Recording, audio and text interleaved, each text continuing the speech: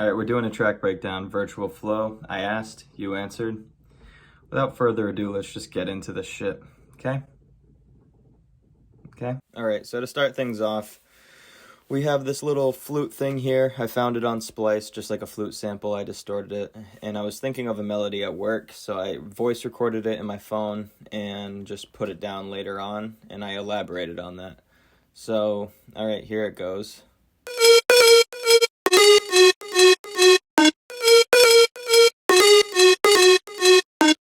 Pretty simple, pretty straightforward. I had a different idea in mind, but the more I worked on it and the more I elaborated on it, it just became the track that it is now. I tried to layer it with a bunch of other little things, and with the same melody, but it didn't really work out too much, so I elaborated on that melody and added a few extra notes going high and low. All these layers have meaning to them because when every single layer is played, it sounds a lot more full, but when I take a layer out, if I were to mute one, then it sounds like a lot more empty, I guess you could say. The layers don't really have to sound good, they just have to fit in context. That's kind of one thing I've learned from doing this a lot. But as you can see here, the MIDI, it's the same kind of pattern, but I just added some notes, and it sounded a lot better that way. The more I experimented with how it sounded, the more my ear got attuned to that kind of sound. So here that goes. That was one of the layers. Added some reverb tail.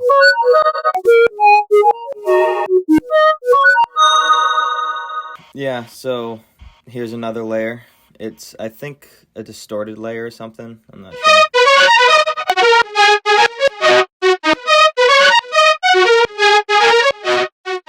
Just adds a little bit more character and a little bit more fullness. I turned it down all the way, or not all the way, but I turned it down a lot because it was too loud when it was at high volume, so just to mix it in. And then this is where the magic comes in.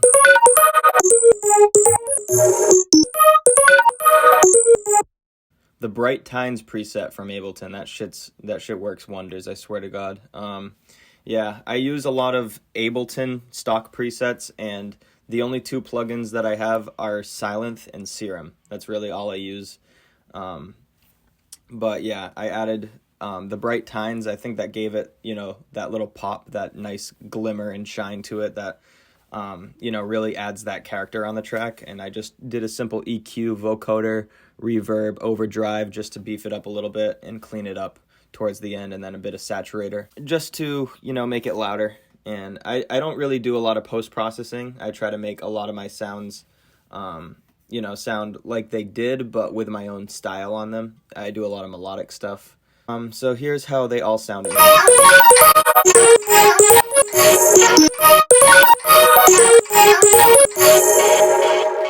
So I added these vocal chops too. Oh wait, no, this pad first. Yeah, I added this pad.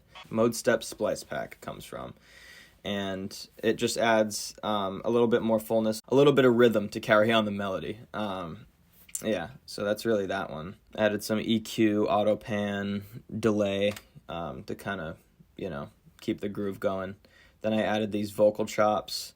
The vocal chops also come from Splice. I use the same Splice samples all the time. I reuse everything. But I added a little more to this one.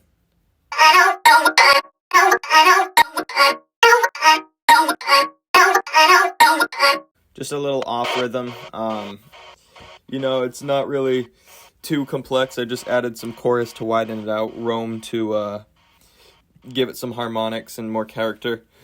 And then obviously EQ, take out some of those low frequencies and mid frequencies, and an OTT to compress it. I like to keep things simple, but also very effective. So, all right, here's the drop in context.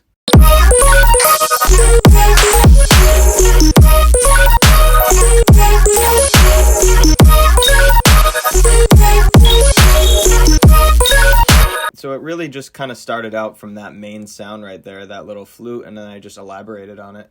I just kind of, added some more variation towards the second part. Wouldn't want it to stay the same. So now we'll move on to the drums. So drums, very, very simple, just some Splice drums. I use all of my samples from Splice, but I just make them to my own. Besides the drums, you can't really do much with drums.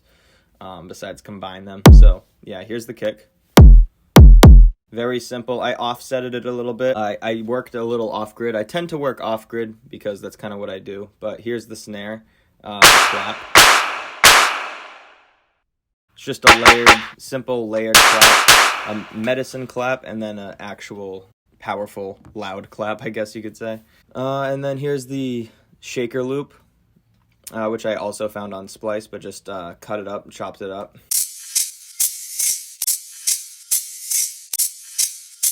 I layered it and just to add more groove, but also keep that same slow hi-hat. And then that's what they sound like together. And yeah, that's really it. So with the drums and the synths, it doesn't really take much. To me, it just sounds pretty good. There's a nice groove and melody going on, and the drums kind of complement that. So always make sure your drums complement what's on top. And that's really it. That's kind of how it sounds together. But that's the first part of the drop. So the sub, it's a sub. It's pretty straightforward. Nothing crazy. Just a little bit of saturator, EQ8.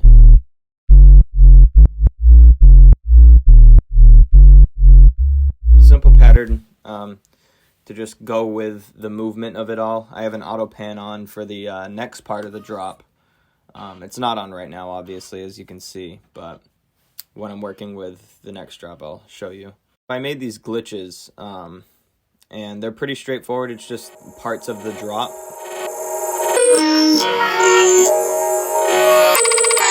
Just kind of creates that riser, that really like trippy sounding riser, just to kind of lead you into the drops, kind of like, oh, what's going to happen next? And then it just bursts into color. I kind of like that aspect of it. See those little things, they're just sped up. As you can see, it's at 560 BPM, just to create that stuttery sound, I guess you could say, and just lead it right into the drop. And yeah, that's really it for that. Very simple stuff, just a lot of warping.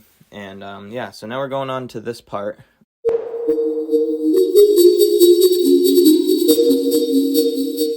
That's a very simple patch. It's literally just a silent sine wave with downsampling enabled. And then the mode step pads. Just kind of creating that tension, that riser almost. It gets louder and louder before the drop. And then it breaks out into this really sweet, soft, future garagey type melody, which I liked a lot. I just kind of put it together for Moonboy's feedback session. Shout out Moonboy, but yeah.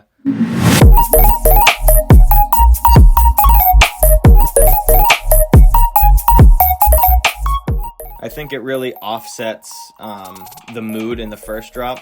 I think it gives a nice contrast. Also, as you can see, the auto pan is turning on and off and keeps switching the rhythm. That's what I used it for the sub. Make the sub bounce a little more rather than just stay a stagnant note. And that's really that section. Nothing too crazy. Like I said, I just like to keep it simple. I like to work minimalistically. As you can see, there's only 43 tracks. Yeah, there's not really much, just layering and having like a concise idea, but not something too complex. You don't want to over-complexify what you have. If you don't need to. If you start trying to make things a little more complex for yourself, and you do things that you think are a lot, like way far out of your boundaries, and not have fun with it, just trying to go for this one thing, I feel like a lot of people, like myself, I've been there before. You get tripped up, and you start to have these really, really high expectations for yourself, and you want to give yourself some leeway, especially if you're just starting out. I've been doing this for 5 years, not to toot my own horn, but it's just something I've gotten used to, creating those expectations. I just like to go in projects with a blank canvas, nothing already set up. Sometimes I have an idea, sometimes I don't. I like to experiment a lot, because that's, I feel like, where you get a lot of the best results, when you just have those happy accidents, or you figure out something that you didn't try before. There's a lot to this stuff, and it's not the easiest thing in the world to try to make something that will appeal to you and everybody. It's one of those things where I try to make music for myself more than I do for the people around me, because I want to make stuff that I want to listen to and enjoy, and then when I go back, I still think it sounds good. It makes the piece age well, in my opinion, and I think the more you experiment with what you have, the more you'll get used to it, and the more you'll find little tricks and tips for yourself. And that's really one of the biggest things I've learned about making music for yourself is you want to make it how you like it, but also, how it sounds good, and you want to keep going back to that. So just a little breakdown, nothing too crazy. I want to do some more production tutorials and, everything related to music and just YouTube in general. I love creating content, so I'd love to branch out and do much more than music, but right now, that's really, really what I'm into. So yeah, that's really it. I don't really have much more to say besides thank you for the support on Virtual Flow. Thank you to Moonboy. I really, really appreciate everything that has come out of this and out of that feedback stream. That was a really good stream. A lot of really good music on show. I really appreciate, everything that has happened. And, it might not seem a lot to most of you, but it is a lot to me. It really does mean a lot. Even if, 5 or 10 people like this stuff, it really does. But, so nothing really to say besides thank you, and I'll see you in the next video, whenever that will be.